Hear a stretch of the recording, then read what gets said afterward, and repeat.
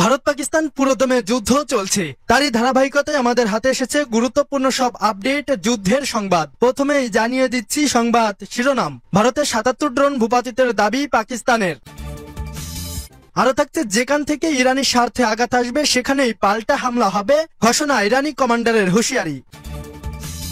আরো জানিয়ে দিব, স্থগিত হয়ে গেল আইপিএল। এরপর থাকছে, বেশ কয়েকজন ইসরায়েলি সেনাকে হত্যার দাবি হামাসের। এরপর থাকছে, পাকিস্তানের আকাশ সীমা এড়িয়ে চলার পরামর্শ। এবং সর্বশেষ জানিয়ে দিব, পাকিস্তান শাসিত কাশ্মীরের হামলায় নবজাতক সহ নিহত ৫। শুনছিলেন সংবাদ শিরোনাম, এখন বিস্তারিত। তবে তার আগে অনুরোধ থাকবে ভিডিওটিতে একটি লাইক এবং কমেন্ট করে জানিয়ে দিন পাকিস্তান জিন্দাবাদ। ভারতের ৭৭টি ড্রোন ভূপাতিতের দাবি পাকিস্তানের। চলমান সংঘাতে ভারতের ৭৭টি ড্রোন ভূপাতিত করার দাবি করেছে পাকিস্তান। পাকিস্তানের রাষ্ট্রীয় গণমাধ্যম পিটিভি এ তথ্য জানিয়েছে। শুক্রবার নিরাপত্তা সূত্রের বরাত দিয়ে পিটিভি খবর জানায়, পাকিস্তানি বাহিনী রিপোর্ট লেখা পর্যন্ত মোট ৭৭টি ভারতীয় ড্রোন ভূপাতিত করেছে। এতে আরো বলা হয়, বৃহস্পতিবার সন্ধ্যা পর্যন্ত পাকিস্তানি বাহিনী ২৯টি ভারতীয় ড্রোন গুলি করে ভূপাতিত করেছে। এরপর বৃহস্পতিবার দিবাগত রাত থেকে আরো ৪৮টি ড্রোন ধ্বংস করা হয়েছে। এতে আরো বলা হয়, পাকিস্তানি ভারতীয় আগ্রাসনের যথাযথ জবাব দিচ্ছে।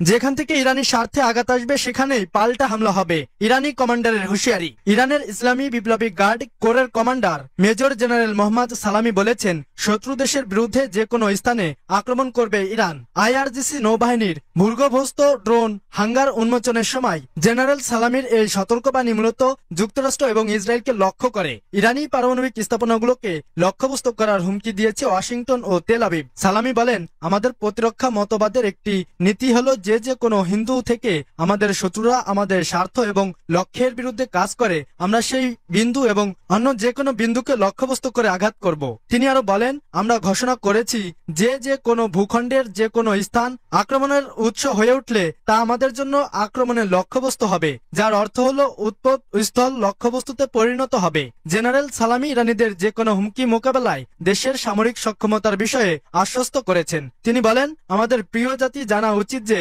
আমরা আমাদের শত্রুদের বিরুদ্ধে হাত বাড়িয়ে দাঁড়িয়ে আছি। বৃহস্পতিবার উন্মোচিত ভূগর্ভস্থ ড্রোন হাঙ্গারিটি সাম্প্রতিক মাসগুলোতে প্রদর্শিত ইরানের ধরনের সুবিধাগুলির মধ্যে সর্বশেষ, যা ইসরায়েল এবং যুক্তরাষ্ট্রের প্রতিকূল বক্তব্যের পটভূমিতে প্রদর্শিত হয়েছে।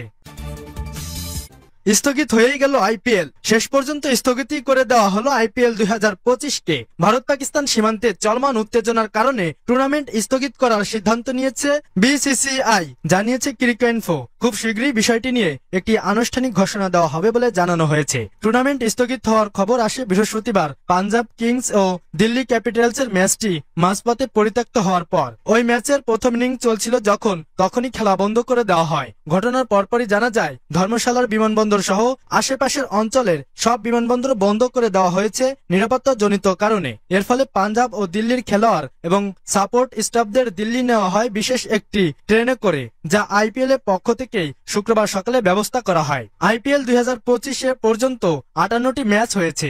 এর মধ্যে রয়েছে ধর্মশালার সেই পরিত্যক্ত ম্যাচটিও। গ্রুপ পর্বে এখনো বাকি রয়েছে ১২টি ম্যাচ। ম্যাচগুলো হওয়ার কথা ছিল লক্ষ্ণৌ, হায়দ্রাবাদ, আহমেদাবাদ, চেন্নাই, বেঙ্গালুরু, মুম্বাই এবং জয়পুরে। এরপর ছিল প্লে অফ পর্ব, যার সব ম্যাচ হওয়ার কথা ছিল হায়দ্রাবাদ ও কলকাতায়।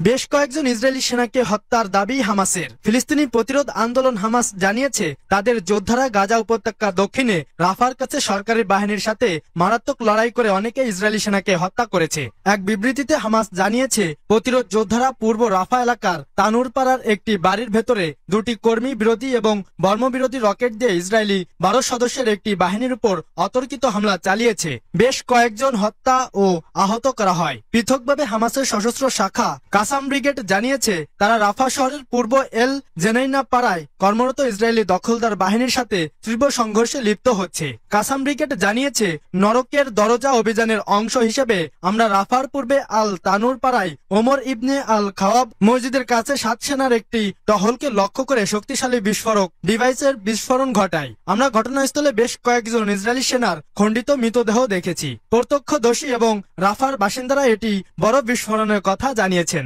আহতদের সরিয়ে নেওয়ার চেষ্টা করেছে ইসরায়েলি হেলিকপ্টার। তারা জানিয়েছেন এলাকায় তীব্র লড়াই চলছে। ইসরায়েলি সংবাদ মাধ্যমের খবরে বলা হয়েছে যে দক্ষিণ গাজা উপত্যকার রাফাতে একটি বিস্ফোরণে গোলানি ব্রিগেডের ইসরায়েলি সেনারা নিহত ও আহত হয়েছেন। পাকিস্তানের আকাশসীমা এড়িয়ে চলার পরামর্শ। বাণিজ্যিক বিমান সংস্থাগুলোকে পাকিস্তানের আকাশসীমা এড়িয়ে চলার পরামর্শ দিয়েছেন পাকিস্তান সরকার। দেশটির প্রতিরক্ষা মন্ত্রী খাজা আসিফ এ তথ্য জানিয়েছেন। খাজা আসিফ সতর্কতা উচ্চারণ করে বলেন, বাণিজ্যিক এয়ারলাইন্সগুলো ক্ষেপণাস্ত্র বা আকাশে ছোড়া গুলি দ্বারা আক্রান্ত হওয়ার ঝুঁকিতে রয়েছে এবং এর ফলে বেসামরিক নাগরিকদের প্রাণহানি হতে পারে। ভারত ও পাকিস্তানের মধ্যে ক্রমবর্ধমান উত্তেজনার পরিপ্রেক্ষিতে অনেক আন্তর্জাতিক বিমান সংস্থা কয়েকদিনের জন্য পাকিস্তানের আকাশসীমায় তাদের বিমান চলাচল বন্ধ রাখার ঘোষণা দিয়েছে। এমিরেটস এয়ারলাইন্স জানিয়েছে তারা 10 মে পর্যন্ত পাকিস্তানে বিমান চলাচল স্থগিত করেছে। এদিকে লুফথানসা এয়ারলাইন্সের সপ্তাহের শুরুতেই জানিয়েছে তারা পরবর্তী নির্দেশ না দেওয়া পর্যন্ত পাকিস্তানের আকাশসীমায় বিমান চলাচল স্থগিত রাখছে। পাকিস্তান শাসিত কাশ্মীরের হামলায় নবজাতক সহ নিহত 5। পাকিস্তান শাসিত কাশ্মীরে গোলাবর্ষণ ও গুলিবর্ষণে 5 জন নিহত হয়েছে। তাদের মধ্যে 40 দিনের একটি শিশুকন্যা এবং নববিবাহিত এক যুবক রয়েছেন।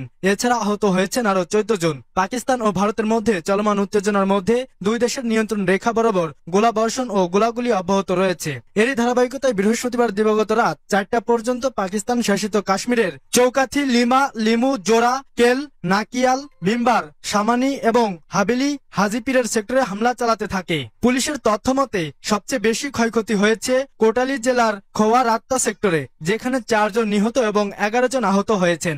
আহতদের তাৎক্ষণিকভাবে কোটালীর জেলা সদর হাসপাতালে ভর্তি করা হয়েছে। অন্যদিকে বাগ জেলার চৌকি এলাকায় একটি বাড়িতে গোলার আঘাত ভাই বোন আহত হওয়ার খবর পাওয়া গেছে।